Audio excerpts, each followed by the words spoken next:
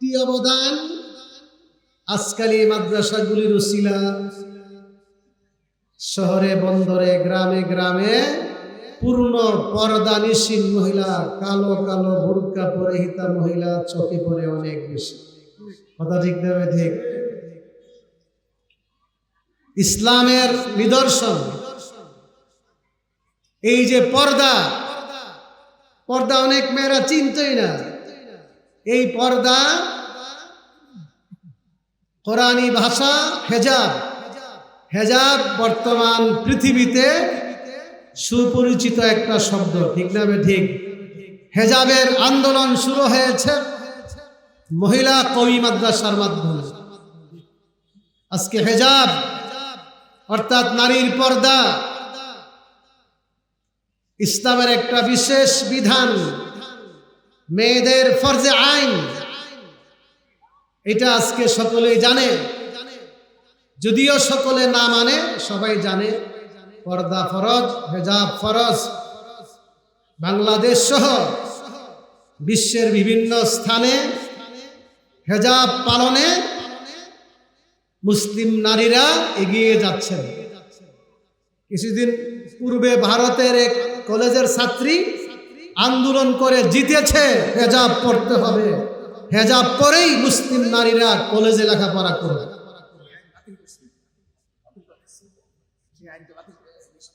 সব জায়গাতেই ইসলামের জাগরণ চলতেছে। ইসলামের শত্রুদেরকে হুঁশিয়ার করে বলতে চায়, ইসলামের বিরুদ্ধে ষড়যন্ত্র করলে এই দেশে চলতে পারবে না। ইসলাম চলবে। আমরা সবাই মুসলমান, আমরা আমাদের ধর্মকে সকলেই পালন করি। নারীর মর্যাদা ইসলামে যা দিয়ে হয়েছে অন্য কোন ধর্মতে তেমনটা দেওয়া হয় নাই। নারীর অবদান ইসলামে অনেক বেশি। আপনারা অনেকেই জানবেন ইসলামের জন্য, ঈমানের জন্য রক্ত দিয়ে শাহাদত বরণ করেছেন যিনি, তিনি হলেন প্রথম শহীদ একজন নারী।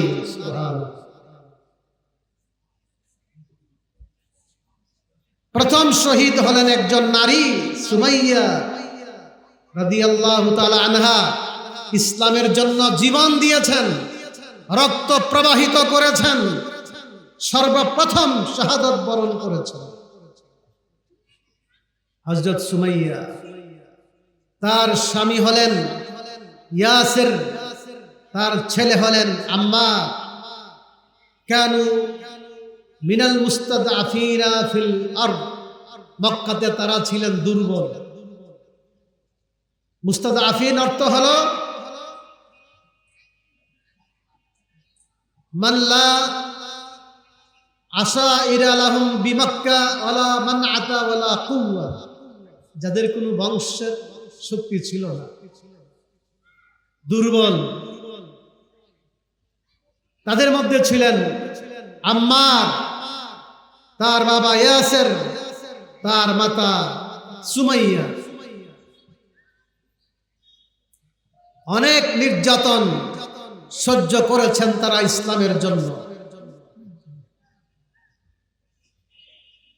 তিনজনকে একসাথে করে নির্যাতন করা হচ্ছিল। রাসূল সাল্লাল্লাহু আলাইহি ওয়াসাল্লাম তাদের পাশ দিয়ে যাচ্ছেন, সাহায্য করার মতো ক্ষমতা তখন ছিল না। এতটুকু বলেছেন, সাবরান সাবরান আলা ইয়াসির ফা ইন্না মাওইদাকুমুল জান্নাহ। হে ইয়াসির পরিবার, ইয়াসির, তোমার ছেলে আম্মার, তোমার বিবি সুমাইয়া, তোমাদেরকে ধৈর্য ধারণ করার জন্য বলছি।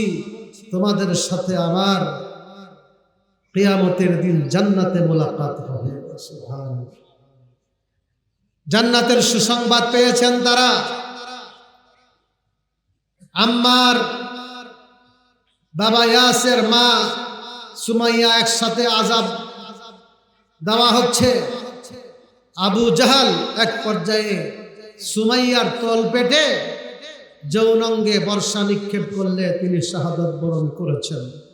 এর মাধ্যমে ইসলামের জন্য, ইসলাম ধর্মে সর্বপ্রথম শহীদের মর্যাদা লাভ করেছেন একজন নারী, যার নাম হলো সুমাইয়া। আজকে মহিলা মাদ্রাসাগুলো স্মরণ করায় দেয় সুমাইয়ার কথা। ইসলামের মধ্যে সুমাইয়ার কত অবদান। রাসূল আকরাম সাল্লাল্লাহু আলাইহি ওয়াসাল্লাম দুনিয়া থেকে চলে যাওয়ার সময় কোরআনে কারীম তখন বিক্ষিপ্তভাবে লেখা ছিল। এখন যে আমরা একসাথে কোরআন শরীফ দেখতেছি, মুসহাফ বলা হয়, এমনভাবে লেখা ছিল না। একটু কিছু আয়াত কাগজের টুকরায়, কিছু আয়াত পাথরে, কিছু আয়াত কাঠে, বিক্ষিপ্তভাবে হাড্ডির মধ্যে লেখা ছিল। আল্লাহ নবীর যুগে এমনই ছিল, হযরত আবু বকরের যুগে এমনই ছিল, হযরত ওমর ইবনে খাত্তাব রাদিয়াল্লাহু তাআলা আনহুর যুগে এমনই ছিল, হযরত উসমান রাদিয়াল্লাহু তাআলা আনহুর যুগে সাহাবায়ে কেরাম দেখলেন কোরআন নিয়ে দ্বন্দ্ব চলতেছে। কেউ বলছে এইটা কোরআনের আয়াত, আরেকজন বলছে এটা কোরআনের আয়াত না। তখন আমিরুল মুমিনিন হযরত উসমান রাদিয়াল্লাহু তাআলা আনহুকে বলা হলো, আদরিক হাদিহিল উম্মাহ ক্বাবলা আন ইখতালিফু ফি কিতাবিহিম। আমিরুল মুমিনিন, এই উম্মতকে আপনি ধরেন কোরআন নিয়ে দ্বন্দ্বে লিপ্ত হওয়ার আগে আগে। তারপরে এই কোরআনের বিক্ষিপ্ত লেখাগুলো কোথায় আছে? এই বিক্ষিপ্ত লেখাগুলো আল্লাহর নবী হযরত হাফসা উম্মুল মুমিনিন হাফসার হাতে রেখে গেছেন। সুবহানাল্লাহ। অথচ আবু বকর সিদ্দিক, ওমর ইবনে খাত্তাব, উসমান ইবনে আফফান, আলী ইবনে আবি তালিব, কিবারে সাহাবা, কোন পুরুষ সাহাবীর কাছে কোরআনের এই লেখাগুলি রেখে যান নাই, বরং একজন নারীর কাছে আমানত রেখে গেছেন। নারীর অবদান ইসলাম ধর্মে। হাফসার কাছে সুরক্ষিতভাবে আছেন। উসমান রাদিয়াল্লাহু তাআলা আনহু খবর পাঠালেন, উম্মুল মুমিনিন আম্মা জান, আপনার কাছে কোরআনের এই লেখাগুলো আল্লাহ নবী রেখে গেছেন, আমাকে দেন, আমি মুসহাফ আকারে, কিতাব আকারে লিখে আপনার আমানত আপনার কাছে আবার ফেরত দিব। সুবহানাল্লাহ। তারপরে লিখেছেন কোরআন, বলা হয় 4 নুসখা, 4 কিতাব লিখেছেন, 4 উপমহাদেশের মধ্যে প্রেরণ করলেন, 5টি করছেন। এর মধ্যে একটি রাখছেন হযরত আমিরুল মুমিনিন উসমান রাদিয়াল্লাহু আনহুর কাছে। বলতেছিলাম কোরআনের সেই লেখাগুলো পুরুষের কাছে দিয়ে যান নাই, একজন নারী হাফসা রাদিয়াল্লাহু তাআলা আনহার কাছে দিয়ে গেছেন। নারীর অবদান। 3 নম্বর, আপনারা জানেন লক্ষ লক্ষ মুসলমান বর্তমানে হজ করতে গিয়েছেন মক্কাতে, সাথে করে জিয়ারত করেছেন বা করবেন মদিনা রওজায়ে আতহার। এই মসজিদে নববী, আল্লাহর নবীর মসজিদ যখন নির্মাণ করলেন, সেই মসজিদের প্রথম খাদেমা ছিলেন একজন নারী। মসজিদ ঝাড়ু দিতেন। নারীর অবদান। আজকে অনেকে প্রশ্ন করতে পারেন, কেন এত মহিলা মাদ্রাসা? আমি বলবো, পুরুষের যেমন আছে ইসলাম ধর্মের উপর অবদান, নারীদেরও আছে ইসলামের প্রতি অনেক অবদান। মসজিদে নববীর প্রথম খাদেমা একজন নারী। এই মেয়েটা রাত্রিবেলা মারা গেছেন। মাতাত ইন্নামরাআতান কানাত তাকুমুল মসজিদ, ইন্নামরাআতান সাউদা, বুখারীর হাদিস। একটা কালো মেয়ে আল্লাহর নবীর মসজিদের ঝাড়ু দিতেন। মাতাত লাইলা, রাতের বেলা মারা গেছে। ফাদাফান্নাহা, সাহাবায়ে কেরাম বলেন, আমরা অন্ধকার রাতে আল্লাহর নবীকে আর খবর দেই নাই, কষ্ট হবে। আমরা নিজেরাই মেয়েটাকে দাফন করছি। পরের দিন মেয়েটাকে দেখা যাচ্ছে না মসজিদে। আল্লাহ রাসূল বলছেন, কোথায় সেই খাদেমা, কোথায় সেই মসজিদের খাদেমা, মহিলা কোথায়? ইয়া রাসূলুল্লাহ, এই মেয়েটা তো রাত্রিবেলা মারা গেছে, কষ্ট হবে বলে আপনাকে না জানাইয়া আমরাই দাফন করেছি। আল্লাহ নবী দুঃখ পাইলেন। আফালা আযানতুমুনি, আমাকে কেন তোমরা জানাইলে না? আমি তো তার জানাজায় অংশগ্রহণ করতাম। দুল্লুনি আলা কবরিহা, আচ্ছা মেয়েটার কবর কোথায় আমাকে দেখায় দাও। দেখায় দেওয়ার পরে আল্লাহ নবী সেই মহিলার কবরে গিয়ে দোয়া পড়েছেন, সাল্লাল্লাহু আলাইহা। ভাইরা আমার, মহিলা মাদ্রাসার অবদান, আমার দেশের নারী সুশিক্ষিত না হলে দেশ ধ্বংস হবে, সমাজ নষ্ট হবে। কোরআন সুন্নাহর শিক্ষা পুরুষের যেমন প্রয়োজন, নারীদেরও তেমন প্রয়োজন। আমরা নারী পুরুষকে বলি সমান অধিকার, নারী পুরুষ সমান অধিকার, কথাটা কিন্তু সত্য। কিন্তু সমান অধিকার কোন জায়গাতে, এটা আমরা বুঝতে পারি না। যারা পাশ্চাত্যে তারা বলে নারী পুরুষ সমান অধিকার, তাদের অর্থ হলো ফুটবলের মধ্যে সমান অধিকার। প্যান্ট পরে যেমন, হাফ প্যান্ট পরে যেমন ছেলেরা ফুটবল খেলবে, নারীরাও ফুটবল খেলবে, এটার মধ্যে সমান অধিকার। আমরা বলবো না, সমান অধিকার হচ্ছে ইলমের মধ্যে সমান অধিকার, আমলের ক্ষেত্রে সমান অধিকার, সওয়াবের ক্ষেত্রে সমান অধিকার, দাম্পত্য জীবনের ক্ষেত্রে সমান অধিকার। ইলম যেমন পুরুষ শিখবে, নারীও শিখবে।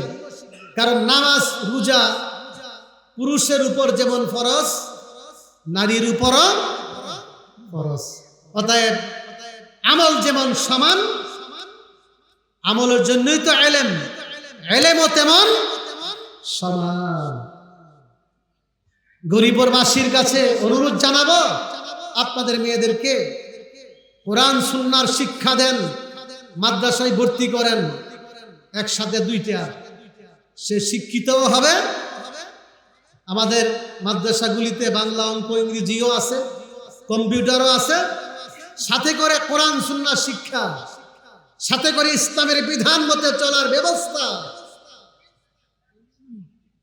সাথে করে আপনার মেয়েটার নিরাপত্তার ব্যবস্থা। সুবহানাল্লাহ। স্কুল কলেজে আসা যাওয়ার পথে কে নিরাপত্তা দিবে? আমরা স্কুল কলেজের পড়ার বিরোধী না, কিন্তু আমাদের দাবি স্কুলে পড়ান, কলেজে পড়ান, ইউনিভার্সিটিতে পড়ান, কিন্তু সে মেয়ের পর্দার ব্যবস্থা করতে হবে। এই মেয়ের নিরাপত্তার ব্যবস্থা সরকারকে, প্রশাসনকে করতে হবে। ইসলাম শিক্ষার বিরোধিতা করে না। ইসলামের প্রথম শব্দই হলো ইকরা, ইকরা, পড়ো, পড়ো। এই উম্মতের মুক্তির জন্য আসমান থেকে যে ওয়াহির বাণী নাযিল হয়েছে, সেই ওয়াহির বাণীর সর্বপ্রথম শব্দ হলো ইকরা, পড়ো। পুরুষরা পড়ো, নারীরা পড়ো। মূর্খতার স্থান ইসলাম ধর্মে না, সকলকেই পড়তে হবে। ইকরা, হে ছেলে পড়ো, হে মেয়ে পড়ো। বৃদ্ধ হয়ে গেছো, পড়তে পারো নাই, বৃদ্ধ অবস্থায় তুমি পড়ো। কারণ সাহাবায়ে কেরাম বয়স্ক হয়ে ইলম শিখছেন, তারা তো বয়স্ক হয়ে মুসলমান হয়েছে। বুখারীর মধ্যে আসছে যে ছোটবেলায় ইলম শিখবে, ছোটবেলা শিখতে না পারলে বড় হয়ে হলো ইলম শিখবে। কারণ ওয়াকাত তাআল্লামা আসহাবুন নবী সাল্লাল্লাহু আলাইহি ওয়াসাল্লাম বাদা কিবারি সিন্নিহিম। বয়স্ক যারা যদি কোরআন সুন্নাহর শিক্ষা গ্রহণ করে না থাকেন, আপনি বয়স্ক অবস্থায় আপনি শিখতে হবে। বয়স্ক শিক্ষার ব্যবস্থা আছে। ঢাকাতে 900 মাদ্রাসা প্রতিষ্ঠা হয়েছে। 900 মাদ্রাসা মানে রাতের বেলা, দিনের বেলা চাকরি করে, ব্যবসা করে, রাতের বেলা মাদ্রাসায় গিয়ে পড়ালেখা করে। আমি গেলাম ঢাকা মিরপুরে এক মাদ্রাসায় পুরস্কার বিতরণী অনুষ্ঠান। গেলাম, যায় দেখি সব ছাত্র বয়স্ক। একজনকে হুজুর আমি সচিব, আমি দিনে অফিস করি, রাত্রে মাদ্রাসায় চলে আসি।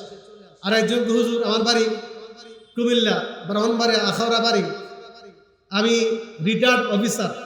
আরেকজন বলল আমি ভ্যান গাড়ি ড্রাইভার। হুজুর আসরের পরে কাজ করে মাগরিব পড়ে আসে মাদ্রাসায়, মাগরিব থেকে রাত 9টা পর্যন্ত ক্লাস চলে। সুবহানাল্লাহ। আবার সকালবেলা বোর্ডিংয়ে খানা খাই, সকালবেলা আবার আমি ভ্যান গাড়ি নিয়ে চলে যাই। বয়স্কদের শিক্ষা, শিক্ষা ছাড়া কোনো জাতি উন্নতি লাভ করতে পারে না। এই জন্য আমি মুবারকবাদ জানাই যারা এই কষ্ট করে মাদ্রাসা প্রতিষ্ঠা করেছেন, আবার মাদ্রাসা গুলি একসাথে করে একটা বোর্ড প্রতিষ্ঠা করেছেন। আপনাদের মুবারকবাদ জানাই বেফাকুল মাদারিসের পক্ষ থেকে। আমি এলাকাবাসীর কাছে অনুরোধ জানাবো, আপনারা আপনাদের মেয়েদেরকে মাদ্রাসায় ভর্তি করেন। একসাথে আধুনিক শিক্ষাও পাবেন, ধর্মীয় শিক্ষাও পাবেন, নারীর পর্দা মধ্যে চলবে, তার নিরাপত্তার নিশ্চয়তা পাবেন। হ্যাঁ, এইভাবে একটা দুইটা মেয়েকে আপনি ইলম শিক্ষা দিতে পারলে কি লাভ হবে শুনেন। রাসূল করিম সাল্লাল্লাহু আলাইহি ওয়াসাল্লাম ইরশাদ ফরমান, তিরমিজি আবু দাউদ শরীফের হাদিস, আল্লাহ রাসূল বলেন, মান কানাত লাহু সালাসু বানাতিন আও বিনতান আও সালাসু আখাওয়াতিন আও উখতান ফা আহসানা ইলাইহিন ওয়া আদাবাহুন ওয়া যাওয়াজাহুন ফালাহুল জান্নাহ। হে বাবারা, যাদেরকে আল্লাহ তাআলা মেয়ে সন্তান দান করেছেন, কয়টা? 3টা, 2টা, আরো বেশি। আমাদের এক আলেমের 9 জন মেয়ে, 6 জন ছেলে। কথা বলছেন? আজকে বুখারী সবকে আমরা পড়েছি হযরত আনাস রাদিয়াল্লাহু আনহু জীবনী। ওনার ছেলে মেয়ের সংখ্যা তো আমি নিজেই নিজ হাতে দাফন করেছি, ছেলে মেয়ে যাদের সংখ্যা 120, আর এখন বর্তমানে জীবিত আছে প্রায় 100 একজনের। আল্লাহ নবী এই সন্তানের দোয়া করছেন, এমন বরকত হয়েছে, একজনের সন্তান 120 মারাই গেছে। আর বলছেন বর্তমানে বেঁচে আছেন আমার ছেলে মেয়ের নাতি নাতনি সবাই মিলে 100-র কাছাকাছি। এগুলি বুখারী হাদিস। যাই হোক, বেশি হলে ভালো। আল্লাহ রাসূল বলছেন, যেই বাবার 3টা মেয়ে অথবা ধরেন 2টা মেয়ে, অথবা কোনো ভাইয়ের ছোট 3টা বোন অথবা 2টা বোন, মনে করেন মেয়ের বাবা মারা গেছে, বড় ভাই ছোট বোনদেরকে লালন পালন করে। আল্লাহ রাসূল বলছেন, যেই বাবা তার 3টা বা 2টা মেয়েকে আদর যত্ন করে লালন পালন করে, অথবা ভাই তার ছোট 3টি বা 2টি বোনকে আদর যত্ন করে লালন পালন করে, আহসানা ইলাইহিন, আদর করে। মেয়েরা আদর চা, সুহাগ চা, বুঝে? 2 নম্বর, আদাবাহুন, ইলম শিক্ষা দেয়। আদাবাহুন আই আল্লামাহুন, ইলম শিক্ষা দেয়, কোরআন শিক্ষা দেয়, হালাল হারাম শিক্ষা দেয়, পাক নাপাক শিক্ষা দেয়। আজকে আপনার মেয়েকে কলেজে পড়ালে কি লাভ? মেয়েটা আলহামদুলিল্লাহ সূরা পারে না, আপনি অপরাধী। যদি মেয়েকে আলহামদুলিল্লাহ সূরা শিক্ষা না দেন, কোরআনের কিছু অংশ, কোরআনের তেলাওয়াত শিক্ষা না দেন, হালাল হারামের শিক্ষা না দেন, তাকে যত উচ্চ শিক্ষায় শিক্ষিতা বানান, সে আপনার বিরুদ্ধে আল্লাহর দরবারে নালিশ করবে, মোকদ্দমা পেশ করবে যে আমাকে দিন শিক্ষা দেয় নাই, নামাজ শিক্ষা দেয় নাই, কোরআন শিক্ষা দেয় নাই। অতএব যে বাবা 2টা মেয়েকে আদর যত্ন করে লালন পালন করবে, 2 নম্বর কোরআন হাদিসের জরুরি ইলম শিক্ষা দিবে, 3 নম্বর যাওয়াজাহুন, উপযুক্ত হওয়ার পরে মেয়েটাকে বিবাহ দিয়া দিবে। শুধু এই 2টা বা 3টা মেয়ের উসিলা সেই বাবাকে আল্লাহ জান্নাত দান করবেন। দেখেন তো, সমান অধিকার যে বললাম, এখানে আমার সাথে আসেন। দুইটা মেয়ে সন্তানকে লালন পালন করে ইলম শিক্ষা দিয়ে বিবাহ দিলে জান্নাত, কিন্তু দুইটা, তিনটা, পাঁচটা, 10টা ছেলে সন্তানকে আলেম বানায়া বিবাহ দিলে জান্নাত, এমন হাদিস নাই। এমন হাদিস নেই। ছেলেদেরকে শিক্ষা দিতে হবে, কিন্তু শিক্ষার বিনিময়ে জান্নাত, এমন হাদিস নাই। তাহলে এই হাদিস থেকে কি বুঝলেন? ইসলাম ধর্মে ছেলে মেয়ে কি সমান হলো? এই ক্ষেত্রে মেয়েদের মর্যাদা ছেলেদের সমান হলো না বেশি হলো? বেশি হয়ে গেল। কোন কোন ক্ষেত্রে নারীর মর্যাদা পুরুষ থেকে বেশি।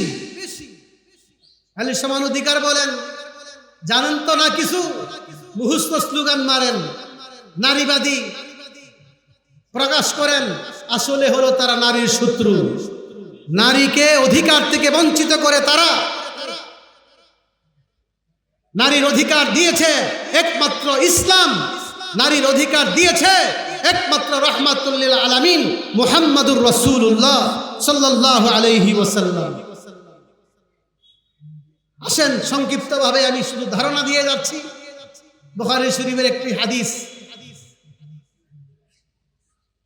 এক সাহাবীর কাছে যায় এক সাহাবী রাসূল করিম সাল্লাল্লাহু আলাইহি ওয়াসাল্লামের খেদমতে গিয়ে প্রশ্ন করলেন, মান আহাক্কু বিহুসনি সাহাবাতি ইয়া রাসূলুল্লাহ?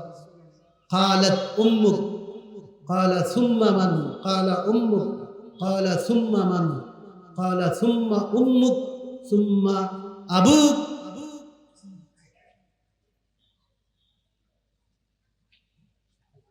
আরেক হাদিসে বলছেন, ইয়া রাসূলুল্লাহ মান আবার? এক ব্যক্তি আল্লাহর নবীকে প্রশ্ন করলেন, ইয়া রাসূলুল্লাহ, কার প্রতি আমি বেশি ইহসান করব, সৎ আচরণ করব, অনুগ্রহ করব, কার প্রতি বেশি? তোমার মার প্রতি বেশি অনুগ্রহ করব, দয়া করবা, ইহসান করবা। আচ্ছা ঠিক আছে, 1 নম্বর মা, এরপরে 2 নম্বর তো তোমার মা, তাই এরপরে 3 নম্বর তো 3 নম্বরও তোমার মা, এরপরে 4 নম্বর হলো তোমার বাবা। সুবহানাল্লাহ। দেখছেন বুখারীর হাদিস। আপনি আমাদের তো অনেকের মা বাপ জীবিত আছেন, শুনেন ভালো করে, কার প্রতি ইহসান করব, দয়া করব? 1 নম্বরে মা, 2 নম্বরে মা, 3 নম্বরে মা, 4 নম্বরে বাবা। এবার প্রশ্ন রাখতে চাই, নারী পুরুষ কি এখানে সমান অধিকার হলো? বলেন না, সমান হলো নাকি মার অধিকার কি হলো? মিরাসের বেলা ভিন্ন, কিন্তু এই ইহসান, অনুগ্রহ, দয়ার ক্ষেত্রে মাকে 3 গুণ বেশি, বাবা হলো 4 নম্বর। রাগ করলেন নাকি আপনারা? আমার কথা কি বুঝতে পেরেছেন? আমিও তো একজন বাবা, আপনার তো বাবা, কিন্তু মার অধিকার এখানে 3 গুণ বেশি দিছে। এর একটা কারণ আছে। আল্লাহ তাআলা কোরআনে বলেন, হামালাতুহু উম্মুহু কুরহা ওয়া ওয়াদাআতুহু কুরহা ওয়া হামলুহু ওয়া ফিসালুহু 30 শাহরা। মা 3টা কষ্ট করেছেন, কোনো বাবা করেন নাই। সংক্ষেপে বলছি, 1 নম্বর মা, একমাত্র মা সন্তানকে 10 মাস পেটে ধারণ করেছেন, ঠিক না ঠিক? বাবা, কোনো বাবা একটা বাচ্চা নিছে, গরিবরে আছে, দাওয়াতকান্দিতে আছে, যে কোনো বাবা একটা সন্তান পেটে নিছে? পৃথিবীতে নাই। পেটে সন্তান ধারণ করা কত যে কষ্ট একজন মা ওই বুঝে, আমরা বুঝবো না।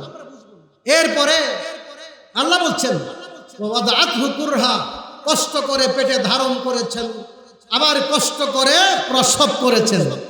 এই প্রসব বেদনা, কষ্ট যে কত কষ্ট! অনেক মা বাচ্চা জন্ম দিয়ে নিজে দুনিয়া থেকে চলে যান, শাহাদত বরণ করেন। জানেন এই কষ্ট কোনো বাবা করে না। 3 নম্বর, হামলুহু ওয়া ফিসালুহু 30 শাহরা, আবার দীর্ঘ 30 মাস পর্যন্ত দুধ পান করা। বাবা কি দুধ পান করা? বাবার বুকে কি দুধ আছে? আহা, এই 3টা কষ্ট শুধু মারা করেন। এই জন্য ও ভাইরা, সেই মারে কষ্ট দিও না। সেই মার হক আদায় করার ক্ষমতা দুনিয়ার মধ্যে কারো নাই। সাহাবায়ে কেরামের যুগে এক ব্যক্তি তার মাকে কাঁধে করে ইয়ামান থেকে মক্কা নিয়ে আসছেন হজ করে। কাঁধে করে, তখন তো প্লেন ছিল না, গাড়ি ছিল না, উট ছিল। উট কি আর সবাই ছিল? হেঁটে হেঁটে হজ করবে, মাকে কাঁধে করে 1000 কিলোমিটার দূরে ইয়ামান থেকে মক্কা আনছেন। আইনা কাঁধে করে তোয়াফ করাইলেন। তারপরে হঠাৎ করে দেখলেন নবীর সাহাবী আব্দুল্লাহ ইবনে উমর রাদিয়াল্লাহু তাআলা আনহুমা, ও নবীর সাহাবী শুনেন, এই যে দেখেন আমার মাকে আমি আমার কাঁধে করে ইয়ামান থেকে এনে কাঁধে করে তোয়াফ করাইলাম। এবার বলেন তো আপনি, আমি কি আমার মার হক আদায় করতে পেরেছি? আমার মার হকটা কি আদায় করতে পেরেছি? আমার মা আমাকে যেমন পেটে ধারণ করেছে, আমিও তাকে আমার কাঁধে ধারণ করে নিয়ে আসছি। বলেন তো আমি কি তার হক আদায় করেছি? তখন আব্দুল্লাহ ইবনে উমর রাদিয়াল্লাহু আনহুমা বলেন, লা লা ওয়ালা জাফরাতান মিন জাফরাতিহি ওয়ালা জাফরাতান মিন জাফরাতিহি। ও আল্লাহর বান্দা, মার হক তোমার আদায় হয় নাই। তোমাকে প্রসব করার সময় যে তোমার মা চিৎকার করেছিল, একটা চিৎকারের বদলাও আদায় হয় না। যুবক ভাইরা আজকে মাকে যাতা ব্যবহার করে, তুচ্ছ তাচ্ছিল্য করে, গালিগুলোজ করে, মাকে মারধর করে। তাদের কাছে বলছি, মার মর্যাদা ইসলামে কত বেশি। অতএব আমাদের জানা দরকার। আজকে আধুনিক শিক্ষায় শিক্ষিত হয়ে বলে যে ইসলামে নারীদেরকে ঘরে বসায় দিচ্ছে। ইসলামে নারীদেরকে ঘরে বসায় নাই, ইসলামে নারীদের মর্যাদা দিয়েছে। ইসলামের পূর্বে বাবা বাবা জন্মদাতা বাবা মেয়ে সন্তানকে নিজ হাতে জীবিত কবরে দাফন করত। জীবিত মেয়ে সন্তানকে দাফন করত। ওয়াইদা বুশিরা আহাদুহুম বিল উনসা যাল্লা ওয়াজহুহু মুসওয়াদ্দান ওয়া হুয়া কাযীম ইয়াতাওয়ারা মিনাল কওম মিন সুই মা বুশিরা বিহি আয়ুমসিকুহু আলা হুন আম ইয়াদুসুহু ফিত তুরাব। এই লম্বা আলোচনা করার সময় নাই। যেই মাকে যেই মেয়ে সন্তানকে বাবা জীবিত দাফন করত কবরে, এই মেয়ে সন্তান আজকে বাবার জান্নাতের কারণ হয়ে গেল। সুবহানাল্লাহ। অতএব মেয়েদেরকে আদর করবেন। আদরের একটা চাহিদা হলো তাকে কোরআন সুন্নাহ শিক্ষা দেন, তাকে মূর্খ বানাবেন না। আপনি কলেজে পড়ান, ইউনিভার্সিটিতে পড়ান, কিন্তু কোরআন সুন্নাহর ইলম শিক্ষা না দিলে আপনি আল্লাহর কাছে দায়ী হবেন। আপনার যে হক আছে আপনার প্রতি সন্তানের, সেই হক আদায় হবে না। যাই হোক, সময় অল্প। আমি অনুরোধ করব যে কওমি মাদ্রাসার মধ্যে যারা ছাত্রীরা পড়েন, ভালো করে পড়তে হবে এবং দোয়া করব আল্লাহর কাছে প্রত্যেকটি মাদ্রাসার জন্য একটা নিজস্ব জায়গা হয় এলাকাবাসীর কাছে। এই জন্য আমি সহযোগিতার জন্য অনুরোধ জানাবো। এবং সাথে করে বর্তমান সময়টা, দেশের অবস্থা সম্পর্কে আপনারা জানেন, সংকটময় অবস্থা, দ্রব্যমূল্য বৃদ্ধি, লোডশেডিং, বিভিন্ন অবস্থা বর্তমানে চলতেছে। অন্যদিকে হজ মৌসুম চলতেছে। এই মাসগুলো অনেক মূল্যবান, আমলের মাস। জানেন এই মাসটা কি মাস? জিলকদ, অর্থাৎ আশহুরে হুরুম। ইন্না ইদ্দাতাশ শুহুর, আউযু বিল্লাহি মিনাশ শাইতানির রাজীম, ইন্না ইদ্দাতাশ শুহুরি ইনদাল্লাহি 12 শাহরা ফি কিতাবিল্লাহ ইয়াওমা খালাকাস সামাওয়াতি ওয়াল আরদ মিনহা আরবাআতুন হুরুম। কুরবানির চামড়া নিয়ে ষড়যন্ত্র করলে চলবে না। কুরবানির চামড়ার যথাযথ মূল্য দিতে হবে। সাথে সাথে দ্রব্যমূল্য কমানোর জন্য সরকারের কাছে জানাই, উদাত্ত আহ্বান জানাই, কার্যকরী ব্যবস্থা গ্রহণ করতে হবে। আবার ব্যবসায়ীদের কাছেও আহ্বান জানাবো, আপনারা ঈদ আসলেই একবারে ডবল দাম করে ফেলেন, ঈদের সময় দ্রব্যমূল্য কমাই দিবেন। ঈদ উপলক্ষে, রমজান উপলক্ষে বাড়াইবেন না, কমাইবেন। আমি একবার মক্কাতে গেছি রমজান মাসে, জিদ্দা শহরে ইফতারের আগে ঠিক এই মুহূর্তে হাঁটতেছি রাস্তা দিয়ে, দেখলাম অরিজিনাল ফলের রস এক কন্টিন ভর্তি। মনে করলাম একবারে অরিজিনাল টাটকা রস। এই বোতলটার দাম কত? সে বলল এই বোতলটার দাম হলো রমজান ছাড়া অন্য মাসে 15 রিয়াল, আর রমজান উপলক্ষে 5 রিয়াল ছাড় দিয়ে 10 রিয়াল তার মূল্য। সুবহানাল্লাহ। রমজান উপলক্ষে কি মূল্য বাড়াইলো না কমাইলো? আমরা আমাদের ব্যবসায়ী ভাইয়েরা কেন বিপরীত? রমজানে রোজাদারকে সম্মানার্থে, ঈদুল আজহার মুসলমানদের সম্মানার্থে আমাদের দ্রব্যমূল্য কি কমাইব না বাড়াবো? কমাইতে চাই। সবাই নিয়ত করেন, আমরা উচিত মূল্য থেকে 5 টাকা 10 টাকা কম দিব, লাভ কম করব, কিন্তু সেল বেশি হবে, তাহলে লাভ সমান হয়ে যাবে। এই আহ্বান আমি আপনাদেরকে জানাই। সময় অল্প, আল্লাহ তাআলা আজকের এই মাহফিলকে কবুল করুক। সুন্দর আবহাওয়া, না বৃষ্টি না গরম। কিছুদিন আগে যে গরম ছিল, এখানে বৈশা বয়ান শোনা বা আলোচনা করা কঠিন ছিল। আল্লাহ রহম, আল্লাহ বড় মেহেরবান। আল্লাহ আমাদেরকে রহমতের বৃষ্টি দিছেন, রহমতের বৃষ্টি দিছেন। আল্লাহর নিয়ামতে আমরা ডুবে আছি। অতএব চলেন, আল্লাহর পথে চলেন। ফাফিরু ইলাল্লাহ আনিবু ইলা রাব্বিকুম। আল্লাহর দিকে ফিরে যাই, নাফরমানি ছেড়ে দেই। আমরা সম্মানিত মাসে আছি, হজের মাসে আছি। জানেন, হজের মাস হলো শাওয়াল, জিলকাদ এবং জিলহজের 10 দিন। এই হজের মাস একদিকে, আবার আশহুরে হুরুম সম্মানিত মাস আরেকদিকে। আমরা যেন বেশি বেশি ইবাদত করি, আল্লাহর দিকে রুজু হয়, 5 ওয়াক্ত নামাজ জামাতে পড়ি, মিথ্যা ধোঁকাবাজি দান্দালি সব ছেড়ে দেয়। যুবক ভাইদেরকে বলবো, মহৎ জুয়াদ ছেড়ে দেই, জুলুম অত্যাচার ছেড়ে দেই। ওয়াকুনু ইবাদাল্লাহি ইখওয়ানা। সবাই আমরা ভাই ভাই হয়ে যাই। আমরা সমস্ত কওমি মাদ্রাসা, বিশেষ করে নতুন নতুন কওমি মাদ্রাসা বোর্ডের সমস্ত সদস্য বৃন্দকে মুবারকবাদ জানাই। তাদের উত্তর উন্নতি কামনা করে আমি সংক্ষিপ্ত আলোচনা এখানে শেষ করলাম। ওয়া আখিরু দাওয়ানা আলহামদুলিল্লাহি রাব্বিল আলামিন।